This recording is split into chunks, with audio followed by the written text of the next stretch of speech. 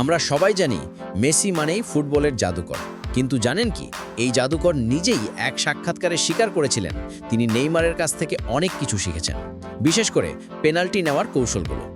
Messi বলেছিলেন Neymar যেভাবে penalty নেয়, যেভাবে গোলকিপারকে ধোঁকা দেয় তা সত্যিই অবিশ্বাস্য। আমি ওর কাছ থেকে কিছু কৌশল শিখেছি। ভাবুন তো, বিশ্বের সেরা ফুটবলার 7 বারের ব্যালন ডি অর্জয়ী লিওনেল মেসি আরেকজন খেলোয়াড়ের কাছ থেকে শেখার কথা স্বীকার করছেন। এটাই তো প্রকৃত মহানতার প্রমাণ।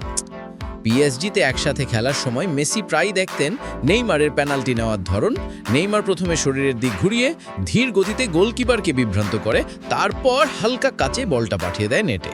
মেসি বলেন এই স্টাইলটাকে অনুপ্রাণিত করেছে নিজের পেনাল্টি টেকনিক আরও নিখুঁত করতে। এটা শুনে একটা জিনিস বোঝা যায়, যত বড়ই হও না কেন শেখা থামানো যায় না। এমনকি বিশ্বের সেরাও অন্যের কাছ থেকে শিখতে পারেন। এটাই তো ট্রু চ্যাম্পিয়ন্স মাইন্ডসেট। ফুটবল যেমন টিম গেম, ঠিক তেমনি শেখাও একটা টিম প্রক্রিয়া।